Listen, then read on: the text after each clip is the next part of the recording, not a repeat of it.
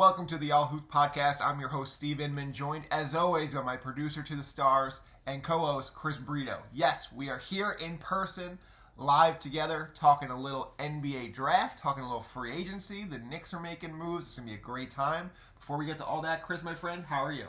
Hey, Stevie. Happy to be here on another episode of the All Hoops Podcast. It's always a pleasure doing the podcast with you over Zoom, but it's even better with you by my side. So, real quick, the Knicks actually did some really smart stuff the last few days. When we last recorded the podcast, we had just made that huge trade for Mikal Bridges, and we're just like one step closer to really like competing for a championship and challenging the Celtics, the reigning champions, for the title. Now, since we last recorded, we hadn't talked about the OG Anunoby, I guess resigning or signing, however you want to call it. That man is really rich. He has the richest contract in Knicks history. I believe it's $212 million over 5 years. So more or less like 42 million a year. That's a lot of money. And we had our concerns about whether it's too expensive. He's always injured, but the man is worth the money. The man is a difference maker. The man is going to take us one step closer to really competing against those two talented wings in Jason Tatum and Jaylen Brown. That being said, Steve, how do you feel about the future of the Knicks now moving forward with this move with OG? I mean, you're all in. You're going all in. You have wings on wings on wings. That was the plan. You have Jalen Brunson, still Julius Randle, Mitchell Robinson still anchoring the paint. I mean, this is a championship caliber team. I think they can go to the finals. I really do. And the last few years when they've had some good teams, even during the Carmelo years, right? I said, okay, they can go to the finals if this, and this break their way. There's no really breaking their way right now. Like, they can make their own path to the finals. It's not about somebody else getting hurt this time on some other team. It's they could beat the Celtics. They could wind up beating Denver or Minnesota in an NBA Finals. Like, this is a team that is ready to compete. They're ready to win, and they have so much depth now that if an OG Anunoby misses 25 games in January, they could keep going. Yeah, and Dante DiVincenzo was a very talented starter for us, and now he moves to our bench in a role that I feel like he's going to really flourish in. Yeah. We still have Deuce McBride. We still have Josh Hart, essentially who was the heart of the team in last year's playoff run. And to me, the only thing that worries me is how thin we are in the front court. So, obviously we have Julius and we have OG, but we have Mitch, who's injured a lot, and we still haven't really heard anything with the Hardenstein situation. That's the only part right now that's giving me pause, but I'm confident that the Knicks are able to re-sign him, and then I can feel really confident about our chance to move. I feel confident now, don't get me wrong, but moving forward, I think that's the one last thing that I need to feel all in. Yeah, to recap the Hartenstein situation, the Knicks don't have his bird rights. They only have his partial bird rights, which means they can give him a 175% raise. That raise gets them to around 4 years and around 70, 2 million, something around that. That number gives you around, a little over 16 million a year. Will he take that? Maybe not. I mean, that's it's a lot of money for him, but at the same time, Nick Claxton just signed 4 for $100. Like, I think he's better than Nick Claxton. Yeah. Does he wind up getting $100 million somewhere else? Does he take that money from some other team? If he does take that money from some other team, the Knicks can't do anything about it. So they're going to have to go find a replacement. You mentioned, guys like Jonas Valanciunas. I think finding a defensive guy would be important. I think if they do wind up losing Hartenstein, Mitchell Robinson goes back to being the starter, and they look for more of a traditional backup to him.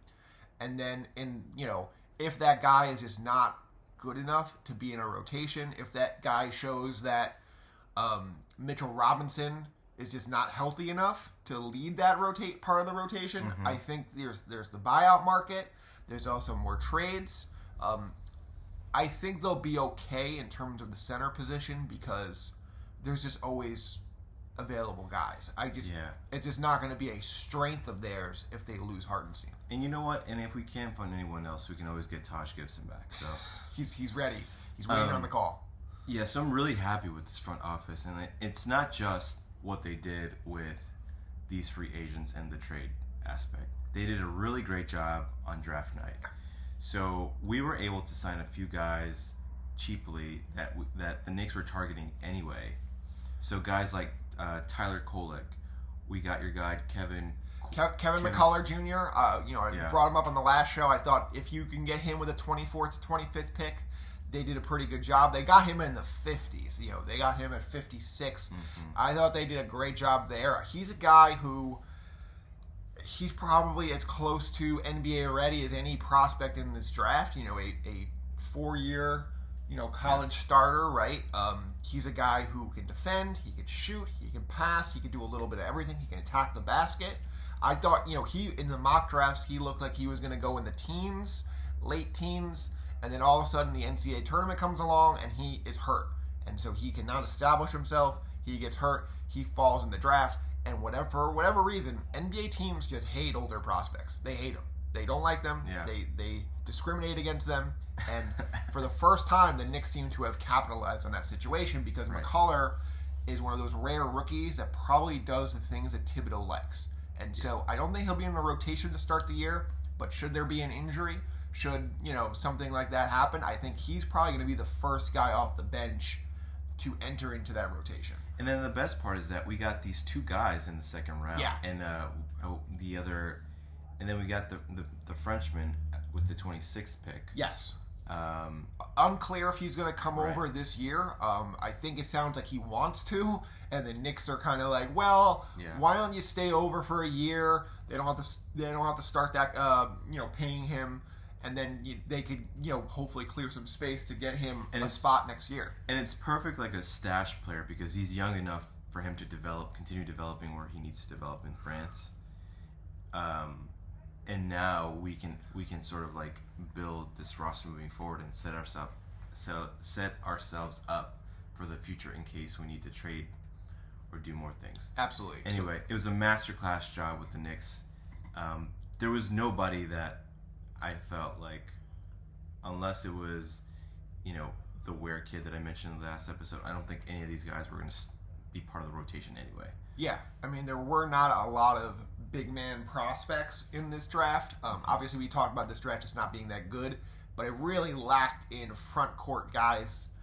Had some interesting wings, some interesting guards, but those front court guys just weren't there. So moving to the rest of the draft, you see the real two big man prospects, right? Donovan Clingan, he goes 7th overall. Kind of a surprise because he goes to Portland where they have DeAndre Ayton and Robert Williams. You draft him 7th overall. When you make the 7th overall pick, you're investing in a kid.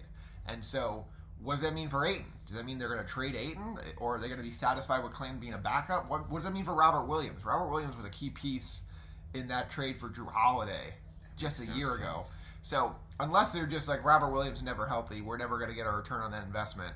I don't really understand the thought process here unless they think they have an Ayton trade lined up. So that's going to be interesting to watch. And then you look 2 picks later at number 9 with Memphis. I thought they screwed this up. They were very determined to get a center. They really, really liked Clingan. They could not move up for whatever reason. So they just take what they thought was the next best center on the board, Zach Edey, who I just don't think is an NBA starting center, Chris. We can debate that. We probably will debate that. But at the same time, I just don't think he has the foot speed to really defend at this level. Well, I think he's just a guy who can just give the Memphis Grizzlies another dimension. Like, who knows what this team looks like with Ja. Like, Ja obviously is the centerpiece of that team, but who's to say that he's going to be there forever? I just think that a guy like Zach Edey just gives him a different punch off the bench if that's what they end up doing with him. And even if he's a starter, like, you could always use a guy like that monitoring the paint. Because, like, to me, and we brought this up in one of our group chats, right? And I said, best case scenario for Edey is what? Like, is he Jonas Valanciunas? And that seemed to me like too optimistic. Well, he's younger and cheaper than Jonas Valanciunas. Absolutely. But But Jonas Valanciunas was a Grizzly, and they said, we're not really sure he can defend enough to play at the level we're trying to do. And so they move on from him. They replace him with Steven Adams. Now Steven Adams is hurt.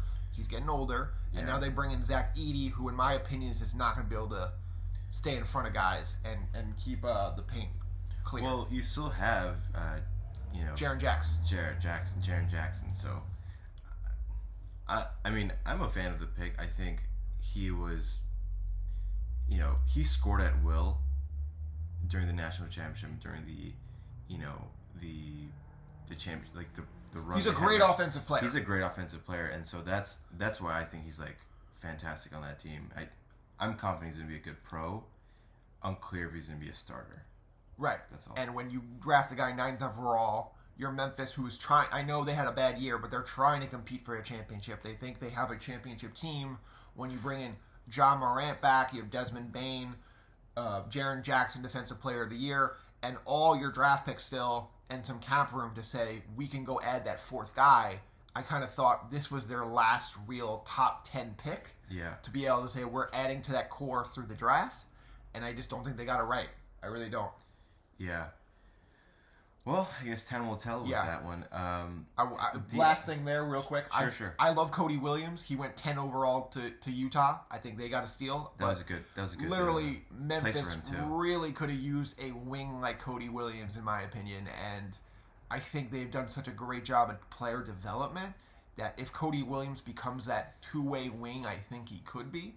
I think Memphis was a place that he would have figured it out. Yeah. And so I think for them to just say Zach Edey, who I thought they could have gotten in the 20s, I think that's tough. I don't think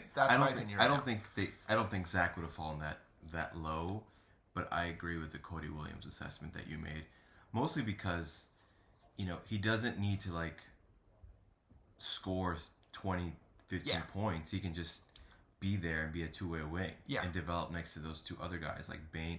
Bane was another guy who was drafted 30th a few years ago. And he developed from just a 3-point shooter into essentially a 3-and-D guy, right? Who now scores a little bit too. And I'm sure what Memphis maybe was thinking was, we really like what we got at G.G. Jackson last year as a rookie. We think he's our small forward of the future. We don't really need a Cody Williams. We really need big. Yeah. So just to give them a little defense there, I get it. And if Edey is really that good offensively, maybe they could just make it work. In terms of Jaren Jackson cleaning up his mistakes, I don't think that's crazy to think. At this point, when you draft him 9th overall, that's what I'd be willing to try. But I think they just could have went in a different direction. But any other draft thoughts from you, Chris? Yeah, I'm glad the Lakers didn't pick Bronny James in the first round. I thought them adding, what's that? Dalton Connect. Right. 17th overall.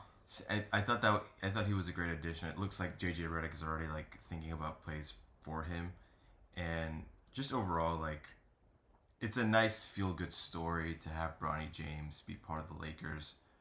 Hopefully they'll do him justice by really progressing in his maturity as an NBA professional player. So he should spend time in the G League. He should spend time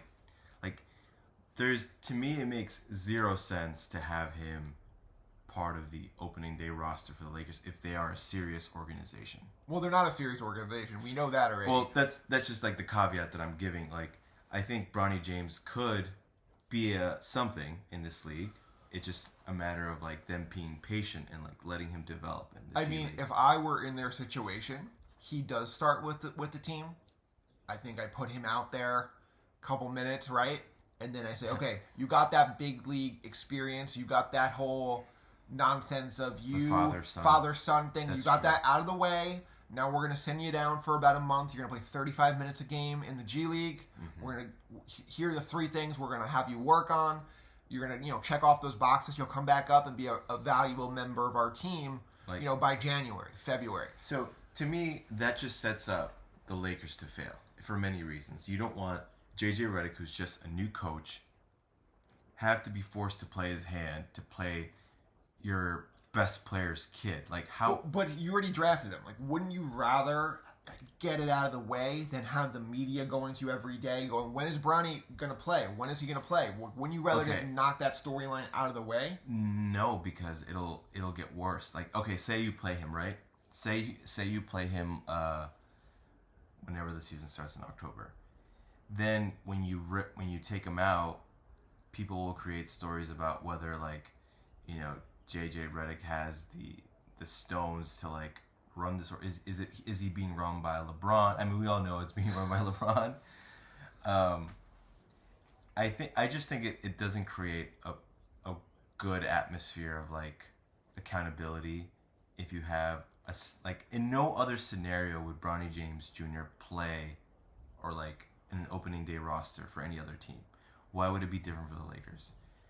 I completely agree that he should play at some point this season, but like, it should be like toward the end when there are, like, bodies down and, like, you have him. But I guess a lot of it depends on how he looks in training camp. How does he look in the summer league? How does he look in the preseason? What other role players do they bring in between now and October? Like, right now they don't have a set roster of 12 deep where he's taking somebody's spot. So that's why I'm thinking, yeah, he's not ready, but, like, you give him 10 minutes, you get that storyline out of the way. But, like, if they can find a way to bring in more key players around LeBron who, like, need to play, that's a completely different story. Yeah. And all this to say, like, I have no doubt that Bronny James Jr. is a hardworking player. This almost has nothing to do with him. It's fortunate for him that he is in the league, but unfortunately, the negative attention around him is gonna come, and whether, like, it's just by nature of the sort of situation that he's in. His father's one of the best players of the NBA history, and in a historically successful, like, franchise, but, you know, somewhat, like, chaotic also franchise with the Lakers. So hopefully it all goes well for him. I am rooting for him, by the way. I mean, if you told me going into the draft they're going to end with Bronny James and Dalton Connect, I think you would say A+. Yeah, so, I think so too. Yeah, that's the draft. It was an interesting draft. A little weird of a draft. You know, 3 of the top 6 guys were from France. It seems like international is not going away. It seems like one of the top prospects next year is also from France. But it does seem like a much, much better draft next season. Mm-hmm. You already see a couple of teams trying to start leveraging their way towards the top of that to get a guy like Cooper Flagg out of Duke. The Brooklyn Nets already are trying to load back up. They got some of their picks back. That's very interesting to me. But Chris, let's get to our... So what is it going to be? Fail for Flagg now? That's not bad. We'll have to we'll have to brainstorm some other ideas there. But fail for Flagg might be the way to go. Chris, let's get to our final thoughts here. Another big trade that happened. DeJounte Murray on the move again. He's going to the Pelicans. It seemed inevitable, Chris, that Murray and Trae Young were not going to fit together. I thought this was the opportunity to move on from Young and say Murray's our point guard. I think he is a guy who could fit better with the rest of that team. But it seems like, no, Trae Young's our guy. He sells the tickets. He's the leader of our team. Well, I think it's less about that and more that I think Trae Young was probably harder to trade. Okay. I think that's my take on the situation. Like, I think they probably should have gotten more for DeJounte Murray. I think he was the better 2 firsts, Larry Nance, some salary filler, but at the end of the day... Like, is Larry Nance going to even play? Like, is he going to play behind, what was it, who's the center? Is he going to play behind Clint Capella and the other... Jalen Johnson is their starting 4, so he's probably... He's a rotational big. He's a nice player, but at the same time, I don't know how much he's going to really help them significantly compared to the bigs they had before. They got 2 picks. They traded 3 to make this work, but at the end of the day, if the Hawks are going to get better, it's because Trae Young is doing a better job getting his teammates involved, and it's because of their number 1 overall pick, Ariza Shea. So we'll see about that and see how that plays out. Chris, anything else to add before we wrap up the show? Yeah, it looks like so I don't know if you guys noticed when I was looking down on my phone for a second, but it looks like we have a few things. Oh. Kevin Love is declining his $4 million option, but he may return to the Heat. Okay. We have Russell Westbrook picking up his $4 million option and returning to the Clippers. And the Trailblazers are picking up their option for Delano Banton. So, some offseason news. I think Benton, I think it was the guy who had like that 0 for like 14 game, like from 3 or so. It was like the worst game in like NBA history. So it's interesting there. Yeah. So free agency will open up in a few days, and I think Sunday night. We're recording this Saturday morning. Is there anything that you're looking forward to besides the Hartenstein situation? Paul George. What's going on with Paul George? That domino can change so many things for so many different franchises. I'm curious what's going on with him. Does he pick up the option? It's $48 million. Does some team say, we will give you that fourth guaranteed max salary year? If he does, I think he leaves for that team. So literally there's a ton of teams out there that can go get Paul George, and he hasn't been super healthy, but at the same time, he is one of the 20 best players in the NBA. And so if I'm some rat team like Detroit, I'm like, hey, give me, here's $200 million. Come save our franchise. Let's be relevant. Charlotte, Detroit.